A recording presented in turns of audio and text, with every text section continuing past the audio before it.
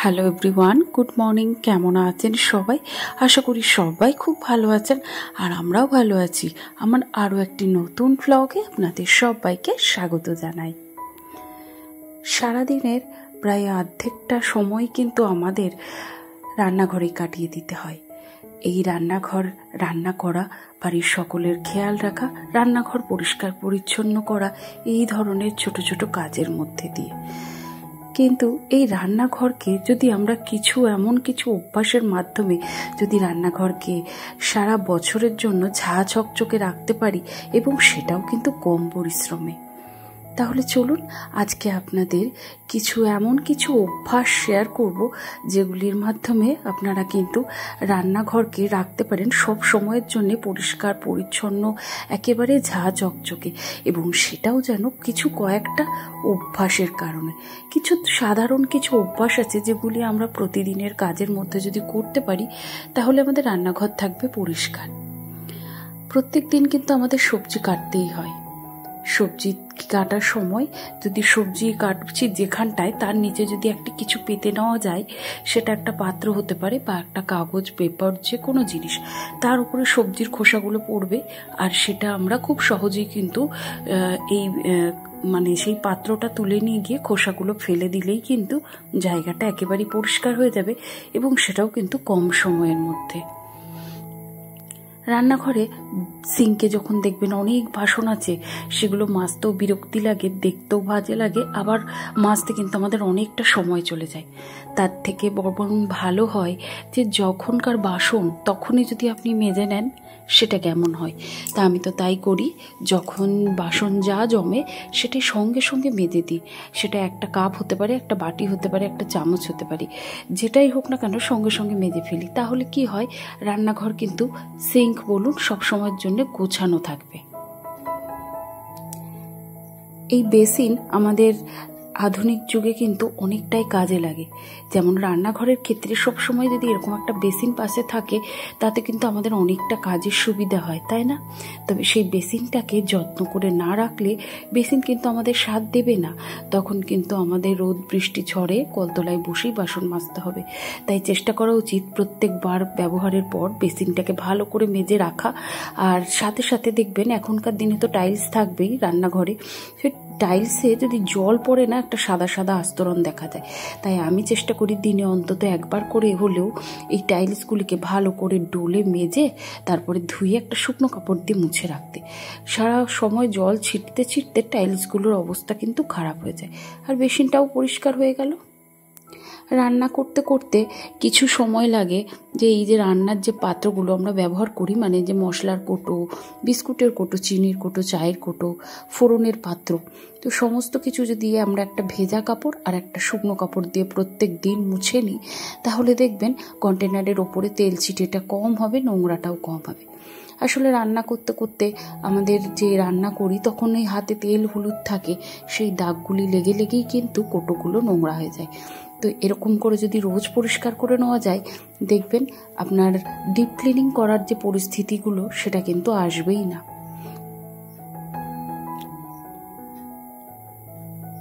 প্রতিদিন রান্না করতে করতে বা যে কোনো একটা সময়ে সারাদিনে এই যে আমাদের রান্নাঘরে তো বিভিন্ন রকম সেলফ থাকে, বিভিন্ন কিছু থাকে, তো চেষ্টা করা উচিত একটা করে সেলফ হাতে মাত্র 10 মিনিট সময় নিয়ে যদি একটা করে সেলফও যদি প্রতিদিন পরিষ্কার করে নেওয়া যায়, তাহলে দেখবেন রান্নাঘরে একসাথে অনেক কাজ আপনাকে করতে হবে না, একসাথে অনেকগুলি সেলফ আপনাকে পরিষ্কার করতে হবে না। যখন আমরা ডিপ ক্লিনিং করি তখন কিন্তু আমাদের পরিশ্রমটা অনেকটা বেড়ে যায়। তো সেটার থেকে ভালো নয় কি এরকম প্রত্যেক দিন যদি একটি করে সেলফ পরিষ্কার করা যায়। আমি তো প্রত্যেক দিন রান্না করতে করতে কাজের ফাঁকে এগুলি করে ফেলি। এতে করে আমাদের রান্নাঘর পরিষ্কার থাকে আর সময়ও কম লাগে। আমার এই যে রান্নাঘরে প্রত্যেক দিন এই যে সেলফটা দেখছেন, এই কিচেন ক্যাবিনেটটা আমি এই 1-1.5 বছর হলো রিসেন্ট কিনেছি। তো তার আগে এমনি থাকতো, তখন তো দেখা যেত, তবে ক্যাবিনেটের মধ্যে থাকলেই বা কি, বাইরে থাকলেই বা কি, আমি প্রত্যেক দিন কিন্তু রান্না শুরু করার আগে একবার চেক করে নিই যে আমার কোন কোন পাত্রে কি কি আছে, কোনটা ফুরিয়ে গেল, কোনটা আছে। তাহলে কি হয়, আপনি কিন্তু দেখতে পাবেন যে কোন জিনিসটা কোথায় আছে বা কতটুকু আছে।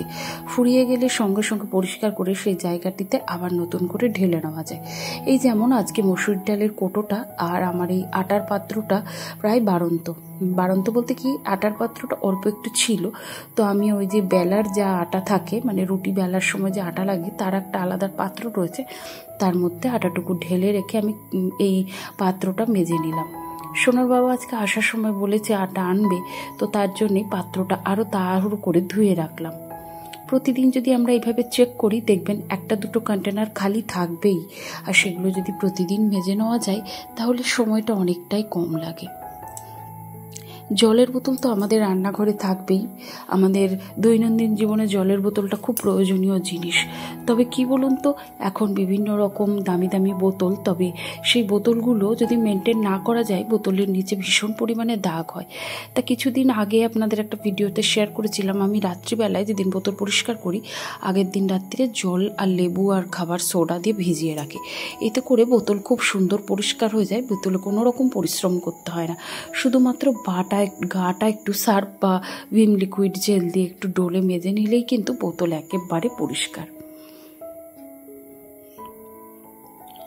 আমার এই সেলফের ওপরে যে কাপের পাত্রটা থাকে, প্রত্যেক দিনই কিন্তু এর উপরে একটু একটু তেল ছিটে পড়ে, কারণ আমার তো রান্নাঘরটা মডিউলার নয়, আবার চিমনিও নেই, তো তার জন্যে একটু একটু তেল ছিটে কিন্তু পড়বেই।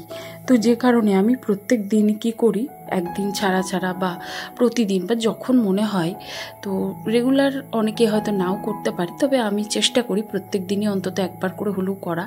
তো এই যে এই কাপের ট্রেটার উপরে ওই যে লিকুইড, যে ভিম লিকুইড আর জলটা যে রেডি করে রেখেছি, সেই সলিউশনটা দিয়ে এইভাবে একটু স্প্রে করে একটা ভেজা কাপড় দিয়ে মুছেছি, তারপরে আবার স্প্রে করে শুকনো কাপড় দিয়ে মুছেছি।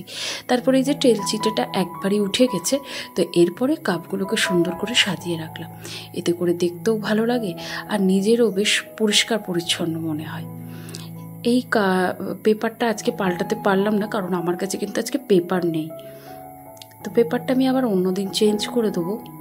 আর এই ক্যাবিনেটটা আমি প্রতিদিন অন্তত পক্ষে একবার করে এই ক্যাবিনেটটার গায়ে ওই সলিউশনটা স্প্রে করে শুকনো কাপড় দিয়ে মুছে নিই। এতে করে কি হয়, এটা যেহেতু প্লাইয়ের, তো এর ওপরে একটু তেল ছিটে পড়ে আর সানমাইকাটা নষ্ট হয়ে যাবে, তো তার জন্যে আমি এইভাবে প্রতিদিন একটু করে পরিষ্কার করে রাখি।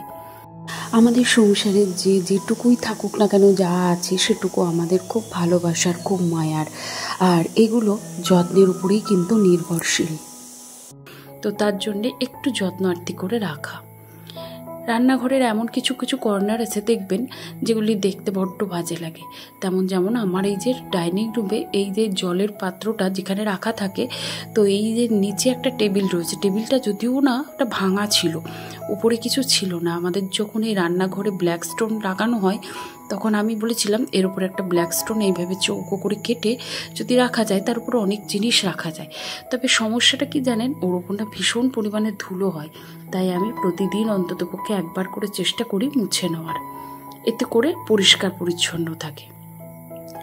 আমরা রান্নাঘরে বিভিন্ন রকম ইলেকট্রনিক গ্যাজেট ব্যবহার করি, যেমন মিক্সার গ্রাইন্ডার, ফ্রিজ, তারপরে মাইক্রোওভেন, আরও অনেক রকমের কিছু, হ্যান্ড ব্লেন্ডার, বিভিন্ন আরও যেমন ইলেকট্রিক কেটেল রয়েছে, রাইস কুকার রয়েছে, এখন তো বিভিন্ন কিছু রয়েছে। তবে আমার রান্নাঘরে সেরকম কিছুই নেই, তবে এই শুধুমাত্র রয়েছে আমার এই মিক্সার গ্রাইন্ডারটা আর ফ্রিজটা।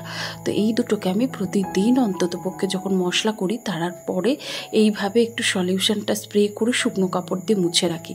এতে করে জিনিসগুলো নতুনত্ব বজায় থাকে, পরিষ্কার পরিচ্ছন্ন থাকে, আর আমাদেরও কিন্তু কম পরিশ্রমে বাড়িঘরটা বলুন বা রান্নাঘরটা বলুন পরিষ্কার হয়ে যায়। যখন মাসের শেষে আমরা একবার করে ডিপ ক্লিনিং করি, তখন কিন্তু এই শীত, গ্রীষ্ম, বর্ষা যে সময় করুন না কেন, পরিশ্রমটা কিন্তু আপনার অনেকটাই হবে।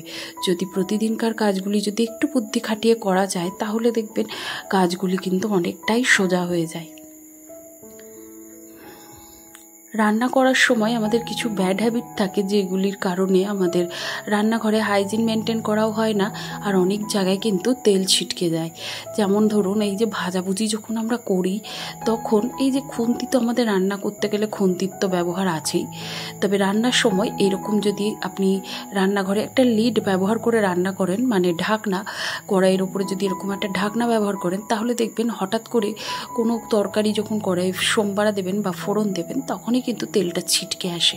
তো তখন যদি আপনারা এইভাবে একটু লিড ব্যবহার করে গ্যাসটাকে কমিয়ে ব্যবহার করেন, দেখবেন অনেকটা তেল কিন্তু আপনার এই ঢাকনার গায়ে লাগবে, আর তাতে করে কিন্তু আপনার রান্নাঘরটা অনেকটাই পরিষ্কার থাকবে।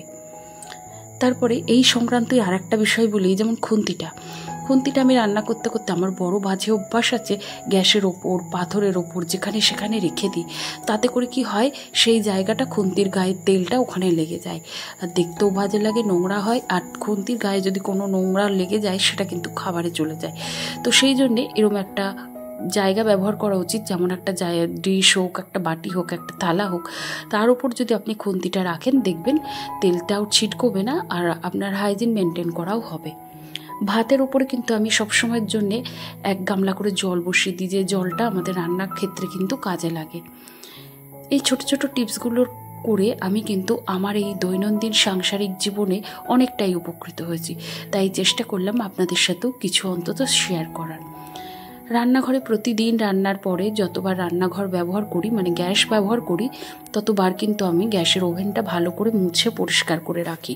এই যেমন যে সলিউশনটা দিয়েছি সেইটা দিয়েই কিন্তু আমি পরিষ্কার করি, আর দিনে একবার অন্তত রান্নাঘরটাকে ভালো করে সার্ফ জল বা ভিম লিকুইড জল দিয়ে পরিষ্কার করি।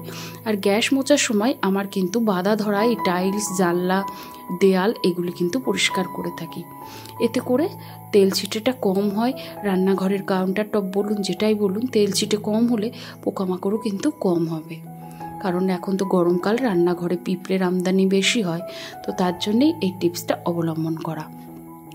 রান্নার পরে যে সমস্ত কাপড় জামাগুলো আমরা ব্যবহার করি, মানে কাপড় চোপড়গুলো, আর এই যে স্কচ ব্রাইট, স্টুল, এগুলোকে সব যদি একটু গরম জল সার্ফে ভিজিয়ে কাচা যায়, তাহলে দেখবেন আপনার সমস্ত জিনিস খুব সুন্দর তেল মুক্ত আর একদম পরিষ্কার পরিচ্ছন্ন থাকে। খাবার আগে পরে দিনের মধ্যে 3 থেকে 4 বার আমি এই ডাইনিং টেবিলটা পরিষ্কার করে থাকি। খাবার আগে টেবিলটা মোছা খুবই প্রয়োজনীয়, কারণ বিভিন্ন রকমের নোংরা জীবাণুপত্র আমাদের কিন্তু টেবিলে থাকে। যদি অন্তত একবার মুছে নেন তাহলে কিন্তু হাইজিন মেনটেন করা হয়। তো যাই হোক, আমার আজকেরগুলি আপনাদের কেমন লাগলো অবশ্যই কিন্তু একটি কমেন্টের মাধ্যমে জানাতে ভুলবেন না। আর ভিডিওটির কোনো অংশ যদি ভালো লেগে গিয়ে থাকে প্লিজ একটি লাইক করে দেবেন। আর আপনি যদি চ্যানেলে নতুন হয়ে থাকেন চাইলে চ্যানেলটিকে সাবস্ক্রাইব করে রাখতে পারেন। আর এই তো একদম পরিষ্কার পরিচ্ছন্ন একটা রান্নাঘর, যেটা আমাদের সকলের খুব প্রিয়।